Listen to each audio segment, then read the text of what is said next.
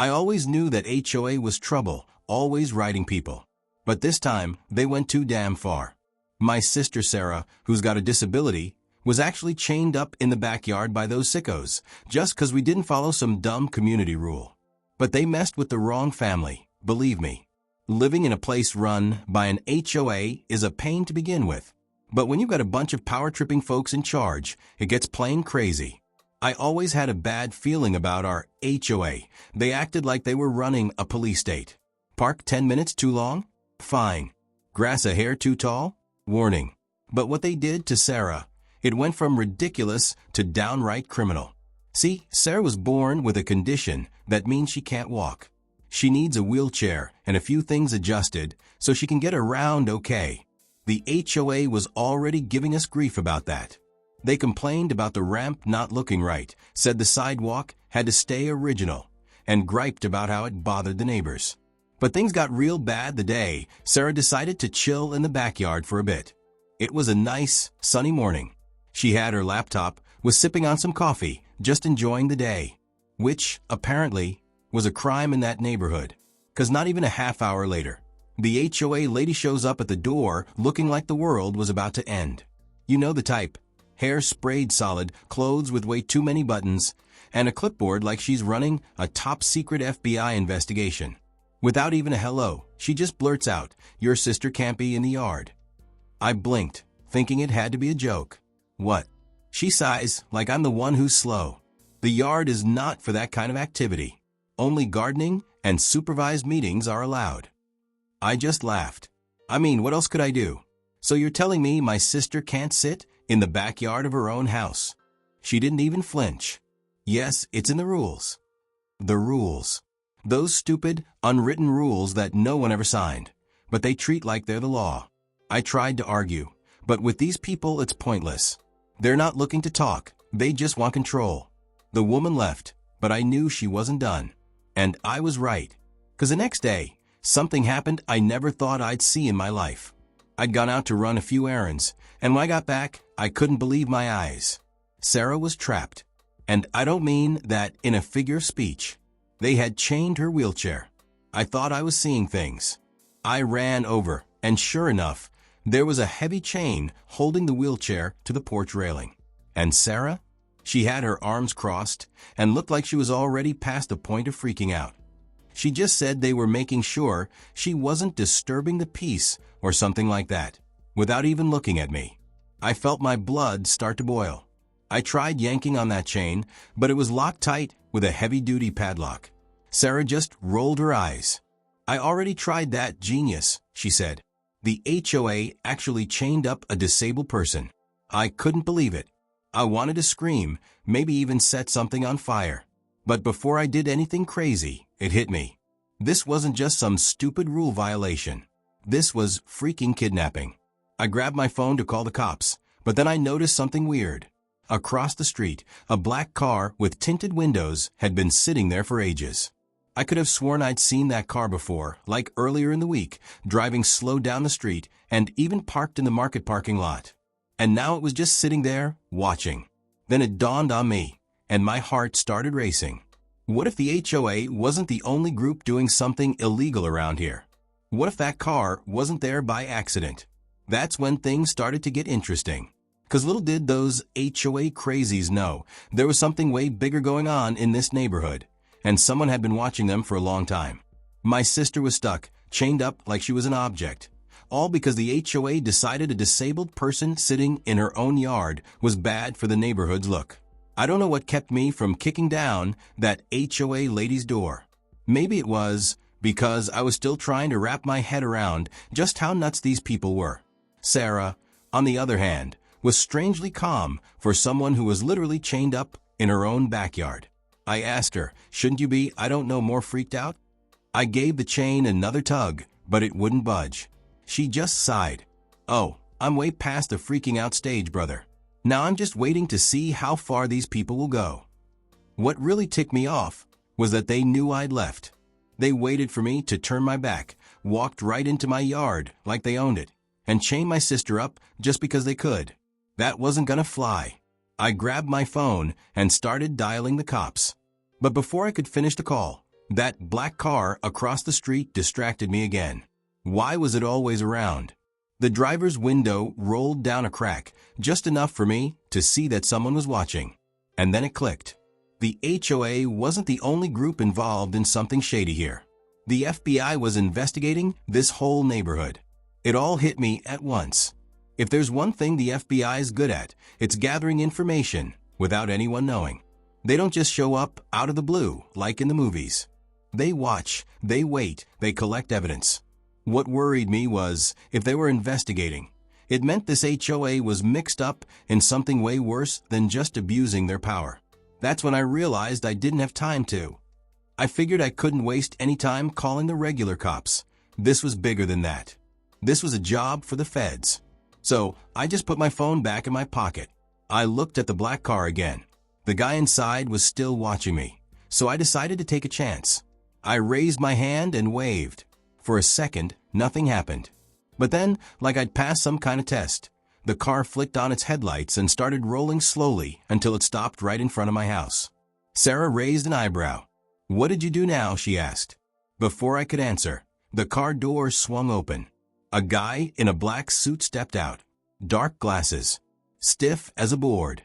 He stopped in front of me, looked at Sarah, looked at the chains, then slowly took off his glasses and finally spoke.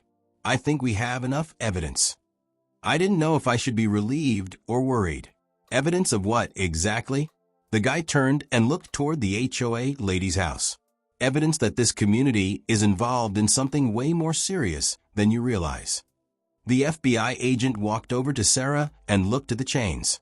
"This is a federal crime." Well, I already knew that, but the way he said it made me realize it wasn't just about my sister. This guy didn't seem surprised, like this was just another piece of the puzzle. I crossed my arms. "You want to tell me what the hell's going on here?" The man looked at me, like he was trying to decide if he should spill the beans. Then he spoke. "This neighborhood's been under investigation for months. The HOA isn't just abusing its power. They're involved in illegal activities." I shot a look at Sarah. "What kind of illegal activities?" I pressed. He hesitated. Then, like he'd made up his mind, he said, "Like embezzlement, illegal use of land, and possibly human trafficking." My heart just about stopped. Wait a minute. What? The HOA was into human trafficking? For a second, I thought I'd heard him wrong. But no. The agent was dead serious. Sarah, who'd been so calm up until now, turned white as a sheet. "What? What exactly did you find out?" I asked, my voice quieter than I expected. The agent looked around like he was checking to see if anyone was listening. Then he lowered his voice and said something that sent a chill down my spine. "There's a pattern. People disappearing. Fake paperwork. Houses being foreclosed on without the owners ever selling them. And now this." He pointed at Sarah. They didn't just want to get her out of the yard. They were testing how far they could go. I felt the anger coming back, full force. This wasn't just about stupid rules. This was something way bigger. And from the looks of it, that HOA lady had no idea she was about to become the target of a federal investigation. But I was going to make damn sure she found out in the most painful way possible. I turned to the FBI agent. "What's the next step?" He put his glasses back on. "Now, we wait for them to hang themselves." And just when the HOA thought they had everything under control, they were about to step right off a cliff, without even knowing it. Now it all made sense. The HOA had always been a bunch of jerks, but I never imagined they were mixed up in something this big. Fraud, embezzlement, human trafficking. This wasn't just some power trip, it was a federal case. And they were clueless that they were about to go down. The FBI agent told me to sit tight, that they were gathering evidence and letting the people involved dig their own graves.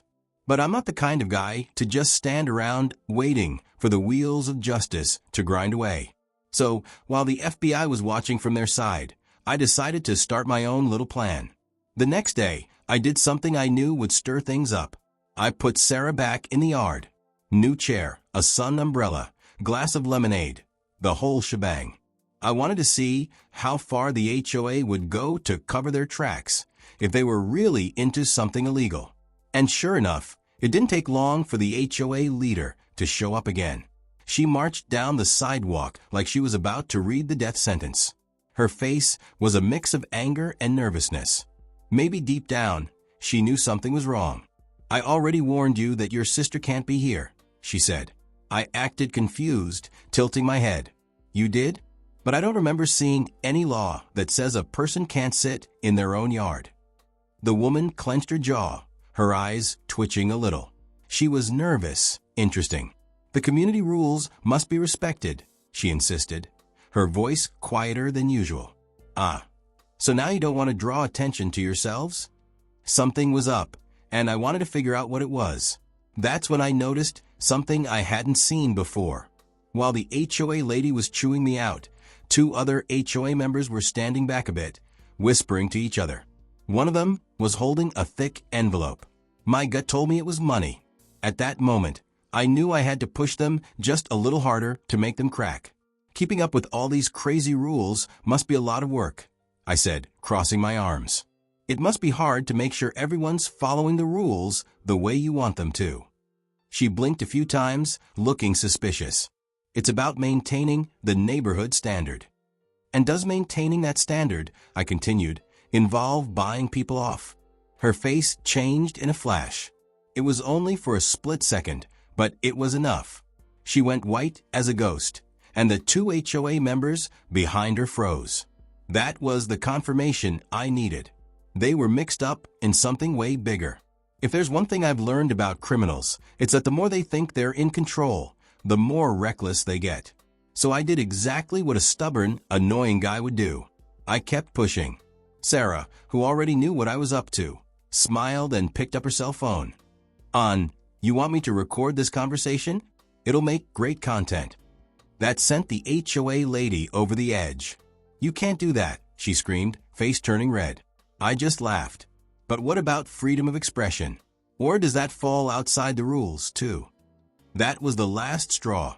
The envelope the 2 goons were holding fell to the ground, bursting open. Right there, in front of everyone, was what they were hiding: piles of cash and documents with names and addresses. I knew I couldn't touch any of it without a warrant, but I didn't have to, because the FBI was already on the case. Exactly 9 minutes later, the first black car showed up, then a second, then a third. I knew what was coming, but the HOA didn't catch on until it was too late. The agents piled out of the cars like an avalanche. They knew exactly who they were looking for. And then, something happened I'll never forget. The HOA lady looked at me with pure hatred and whispered, "What have you done?" I just shrugged. "Nothing. You did it all yourself." Before she could say anything else, FBI agents swarmed them. "Hands where we can see them." Silence fell over the street. One of the agents picked up the envelope and scanned it quickly. It was everything they needed: names, illegal payments, a whole scheme to scam people and make them disappear. Then came what I'd been waiting for: the handcuffs. First on the 2 goons, then on her. And right there, in front of everyone, the woman finally realized her downfall was inevitable. She tried to argue, she tried to yell, but nobody was going to save her. And me? I just crossed my arms and watched. After years of abusing their power, the HOA was finally crumbling. And let me tell you, it wasn't over yet. The whole street watched in silence. The neighbors who'd been too scared to stand up to the HOA were now frozen, staring at the unbelievable scene unfolding in front of them. The HOA leader and her cronies being cuffed by the FBI. I was savoring every second. This woman had spent years controlling everyone's lives, making up stupid rules, and threatening anyone who didn't obey. But now, she had no power. The only rule that mattered was federal law, and from her terrified expression, she knew she was in deep trouble. The agents were in full swing, while the neighborhood finally woke up and started to react. People approached slowly, whispering to each other. The fear the HOA had created was starting to fade. But the woman still couldn't accept reality. As one of the officers started leading her to the car, she went into full meltdown. "I didn't do anything wrong," she shouted, trying to break free. The officer ignored her and kept walking, while another read her rights. But she wouldn't shut up. "This is a mistake. It was him." Out of nowhere, she pointed right at me. He set me up. He gathered evidence against me. He planned the whole thing. I just chuckled. Did she really think anyone would buy that? The officer didn't even blink. You have the right to remain silent, and I suggest you use it now. She tried to resist, but he kind of helped her into the police car a little rougher than he needed to. I figured I'd seize the moment. I leaned down a bit, and before the door slammed shut, I said, "I don't think that's covered in the HOA bylaws, is it?" The look she gave me could have melted concrete, but there was nothing she could do. Her reign of terror was over. After the cars pulled away, the neighbors started to gather around. What had once been a neighborhood ruled by fear was now buzzing with gossip and celebration. "So that's what's been going on all this time," one lady said, shocked. "I always thought those secret HOA meetings were fishy," another added. But the best part was when one of the agents walked over to me. "I gotta say, you were a big help in wrapping this up," he said. I crossed my arms, pretending to be modest. "Well, I just did what anyone would do when they see criminals running a neighborhood." He smiled. "Not everyone has the guts. But rest assured, this HOA is done." And he was right. Over the next few days, the whole story came out. The investigation showed that the HOA was running a real estate scam, laundering money, and even involved in human trafficking. They used those crazy rules to force people to sell their homes for next to nothing, then resold the properties illegally, pocketed the money, and relocated the residents, who often vanished without a trace. It was way worse than I thought. And the craziest thing? My sister almost became one of their victims. That stunt they pulled, trying to get her out of the yard, wasn't just some random act of harassment. It was a test. They wanted to see if they could control her, if anyone would notice, if she disappeared. When I realized that, my blood ran cold. If I hadn't stepped in, Sarah might have just vanished. But she didn't. And now, no one else was going to disappear in that neighborhood. With the leaders locked up, the HOA was dissolved. The documents showed that most of those rules they'd been enforcing weren't even legal. They just relied on scaring people to stay in control. And without that fear, the neighborhood went from a wasteland to a pretty decent place to live. In the months that followed, everything the HOA had done was undone. Bogus fines were canceled. The fences they'd ordered torn down were rebuilt. Those ridiculous fees disappeared. And for the first time in a long time, people could speak their minds without being afraid. Sarah, of course, became a local hero. Not only did she become a symbol of standing up to the HOA, she even managed to get an accessibility project approved for the neighborhood. The irony of it all, the woman who tried to put her in chains ended up in jail for real. The trial was something else. When all the evidence came out, she tried to play the victim. "I was just following orders. I didn't know what was going on," she cried. But the judge and jury didn't buy it. In the end, she got a hefty sentence.